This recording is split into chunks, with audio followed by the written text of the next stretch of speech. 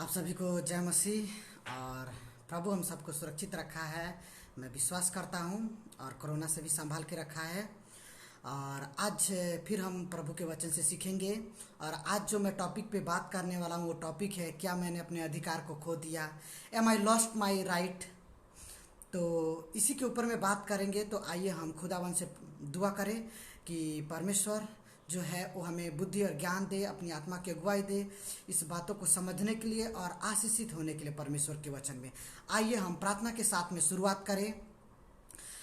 खुदावन यीशु, हम आपका बहुत बहुत धन्यवाद करते हैं, शुक्रिया करते हैं आपका आज पूरे दिन संभालने के लिए प्रभु, और एक बार फिर से इस रात्रि के समय में प्रभु आपके वचन से सीखने के लिए आपने ये मौका दिया। प्रार्थना करता हूँ कि पवित्र आत्मा मुझे भी सहायता की, जो देखते हैं उनको भी सहायता कीजिए आपके वचन को समझने के लिए, आपके वचन में बढ़ने के लिए, और प्रभु आपके ऊपर में जो विश्वास है उसको मजबूत करने के लिए, और जो प्रभु आपको नहीं जानते हैं प्रभु उन्हें भी जानने के लिए सहायता और मदद कीजिए। सारी बातों को प्रभु यीशु आपके हाथों में सौंपता हूँ और धन्यवाद के साथ प्रार्थना प्रभु यीशु मसीह के नाम से मांगता हूँ, आमीन।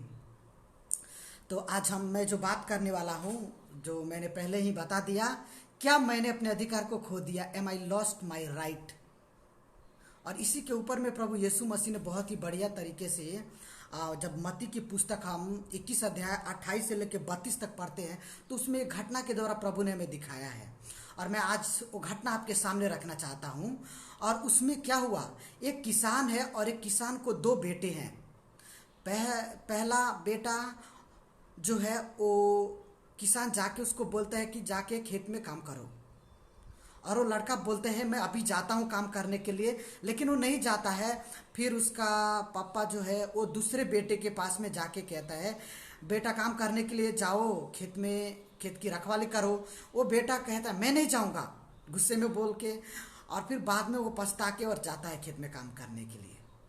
तो ये घटना है, और इसमें हम क्या सीखते हैं, प्रभु हमसे क्या बात करना चाहता है, आज उसी को मैं आपके सामने रखना चाहता हूँ।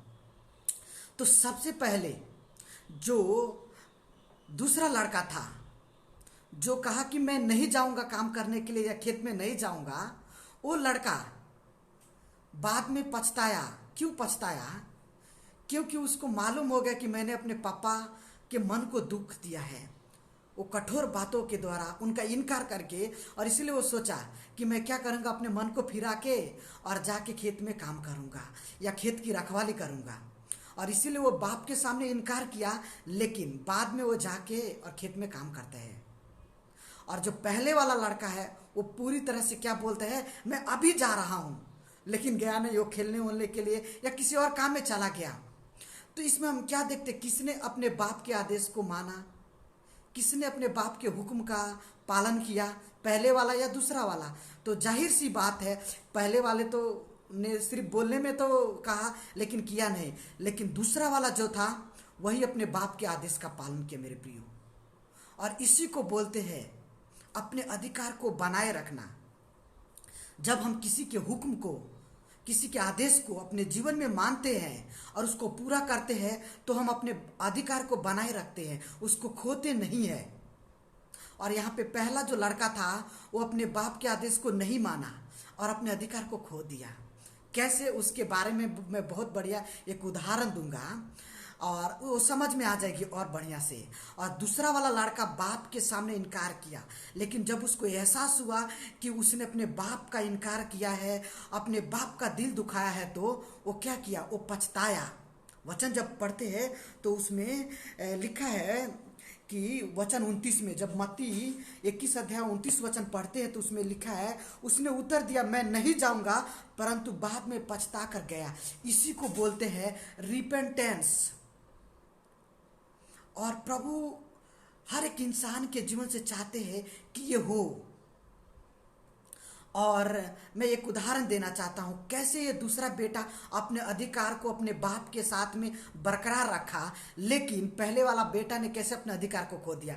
उदाहरण के लिए समझ जाइए, मैं एक कंपनी में काम करता हूँ और कंपनी में मेरे को एमडी या मेरे से ऊपर जो अधिकारी है वो बोलते हैं संजय तेरे को जाके ये काम करना है, तो मैं बोलूँगा मैं अभी जाता हूँ, लेकिन जाके वो काम को नहीं करूँगा तो वो क्या करेगा मेरे साथ में, वो आएगा मेरे साथ में और बोलेगा तूने ये काम नहीं किया, मेरे आदेश को नहीं माना, तो वो क्या करेगा, मेरे को वो अपने कंपनी से निकाल देगा, क्योंकि मैं उसके आदेश को पालन नहीं कर रहा हूँ। और जो अधिकार मेरे पास उस कंपनी में काम करते हुए मिला था, वो अधिकार भी क्या करेगा, वो छीन लेगा।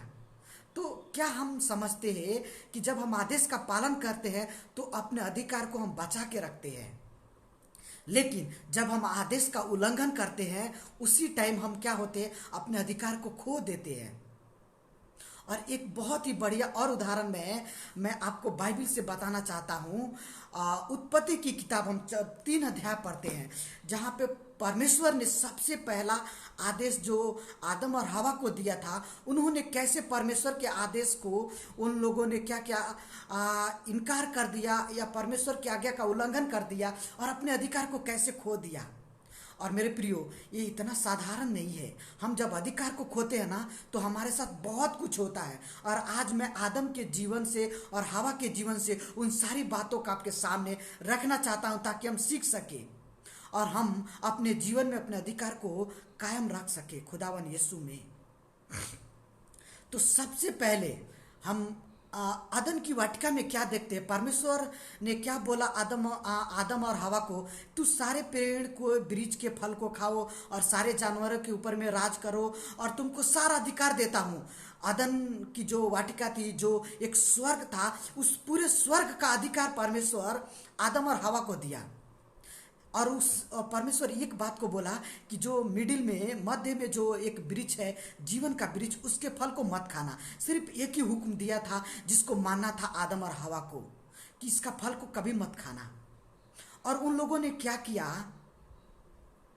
वो उनका बाप तो परमेश्वर था, उनको अपने बाप की आज्ञा को मानना चाहिए था, लेकिन उन्होंने अपने जीवन में कुछ गलती कर दिया।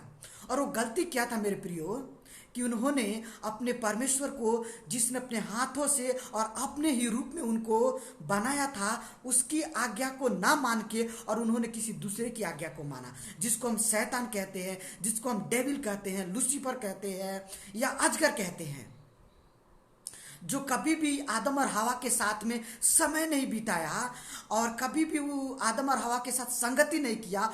वो लोग उस शैतान की आज्ञा को मान लिए, और जो परमेश्वर हमेशा इनके साथ आता था, घूमता फिरता था, संगति करता था, उन्होंने उसके आदेश को तोड़ दिया।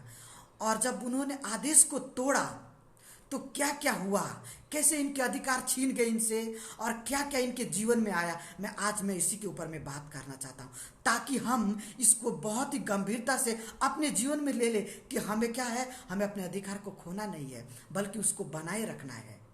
और सबसे पहले जब उन्होंने अधिकार को खोया तो क्या हुआ मेरे प्रियो, सबसे पहले परमेश्वर उनको अदन की वाटिका से निकालता है, उनके जीवन में दुख तकलीफ आ जाती है, श्राप उनके जीवन में आ जाता है, उनके जीवन में कठिन परिश्रम आ जाता है।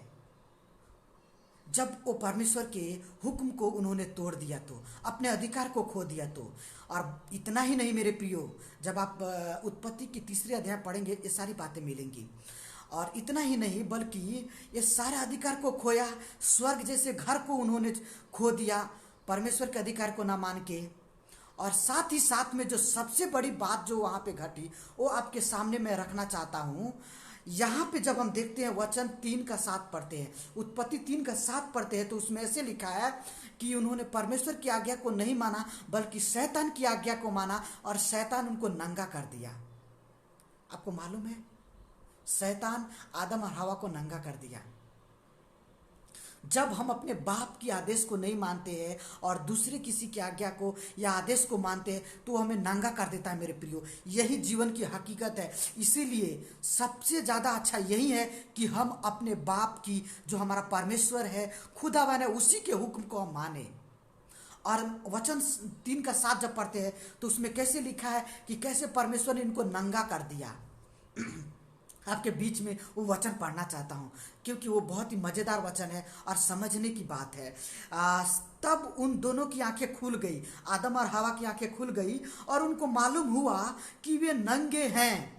जब तक वो परमेश्वर के आदेश को मानते थे मेरे प्रियो, उनको ये मालूम नहीं था कि वो नंगे हैं। लेकिन जिस दिन, जिस वक्त उन्होंने शैतान जो अजगर है वो अजगर के रूप में आया, और जिस वक्त उन लोगों ने शैतान के आदेश को माना, उसी टाइम में क्या हुआ, उनकी आंखें खुल गई और उनको ये मालूम हो गया कि वे नंगे हैं। इसका मतलब क्या है, शैतान अपने आदेश को मनवाने के द्वारा उनको नंगा कर दिया। यही तो है हकीकत, और यही बातों को यहाँ पे लिखा है। तब उनकी आंखें खुल गई और उनको मालूम हुआ कि वे नंगे हैं, और इसीलिए उन्होंने अंजीर के पत्ते जोड़ जोड़ कर लंगोट बना लिए। क्या क्या बात है यहाँ। उनके जीवन में जब वो परमेश्वर की आज्ञा को तोड़े और शैतान के हुक्म को माना या आदेश को माना, तो उनके जीवन में शर्म आ गई। मेरे प्रियो, जब कभी भी हम भी आदेश को तोड़ते हैं ना, चाहे वो परमेश्वर का हो, या हमें अपने बाप का आदेश हो, या हमें अपने कंपनी में मालिक का हो, या बोले तो अपने बड़े लोगों का आदेश हो, या किसी के भी हम जब आदेश को तोड़ते हैं ना, तो उसके साथ एक शर्म आती है हमारे जीवन में। और यहाँ पे हम देखते हैं उनके जीवन में भी शर्म आ गई। और वो शर्म कैसी थी कि वो नंगे हो गए, और उस शर्म से बचने के लिए उन लोगों ने पत्तों को तोड़ तोड़ के और अपने वो नंगापन को छिपाने के लिए वो लंगोट बना लिया।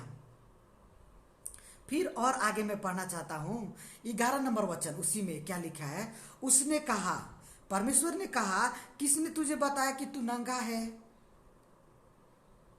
तो परमेश्वर भी पूछता है, किसने तेरे को नंगा किया?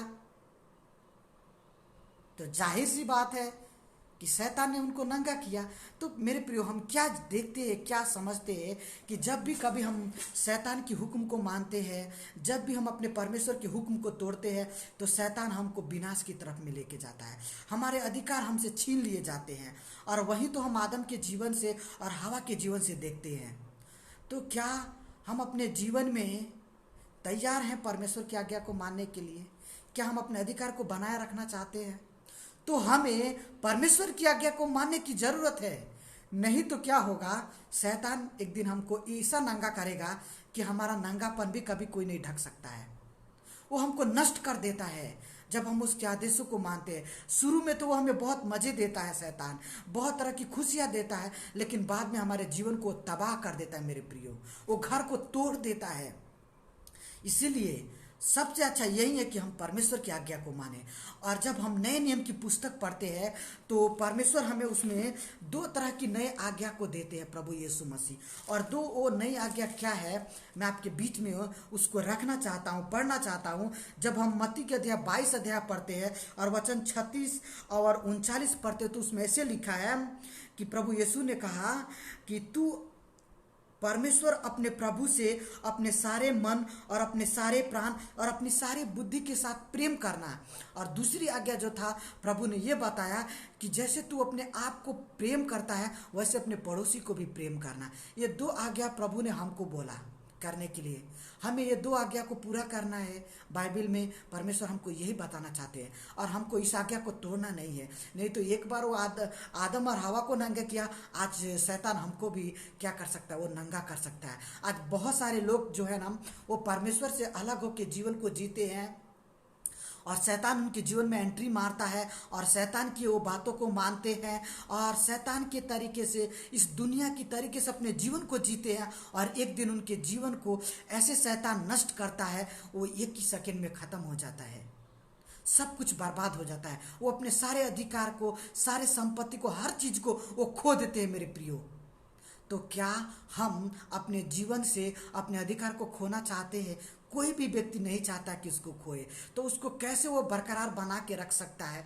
तो वो खुदावन यीशु में, खुदावन यीशु के 2 हुक्म को मानने के द्वारा। और 2 हुक्म वही है, अपने परमेश्वर को प्रेम करो अपने सारे मन से, सारे शक्ति से, सारे सामर्थ से, सारे ज्ञान से, यहाँ तक कि सारे पैसों से भी, और अपने पड़ोसी को अपने जैसे मोहब्बत रखो। यही तो प्रभु हमसे चाहते हैं कि हम इसको करें और अपने अधिकार को खुदावन यीशु में बना के रखें। तो क्या हम तैयार हैं अपने आदेश को प्रभु में बना के रखने के लिए? अगर हम तैयार हैं तो हमें प्रभु यीशु के पीछे चलने की ज़रूरत है, और प्रभु यीशु के इन 2 हुक्म को, आदेश को मानने की ज़रूरत है। अगर हम प्रभु के हुक्म को नहीं माने, तो हमारा जो नंगा नाच जो होगा ना, वो पूरी दुनिया देखेगी। मेरे प्रियो, इसीलिए परमेश्वर बहुत ही स्पष्ट तरीके से वो बात करता है अपने वचन के द्वारा। इसीलिए हमें प्रभु के वचन को पढ़ते रहना है, उसको समझना है, प्रभु के मन को समझना है। और ज़रूर परमेश्वर हमको सहायता और मदद करते हैं अपने वचन को समझने के लिए। तो मैं आशा करता हूँ कि ये बातें आप सभी को समझ में आई है, और हम आगे को हमको ये निर्णय लेना है हमें किसके आदेश को मानना है, और हम कैसे आदेश को मान के और अपने अधिकार को बरकरार रख सकते हैं मेरे प्रियो। तो प्रभु इस बातों को समझने के लिए हमें सहायता और मदद किया, और आगे भी हमें सहायता और मदद करे कि हम खुदावन के हुक्म में बरकरार रहे और उसके हुक्म को मान के और अपने अधिकार को बनाए रखे।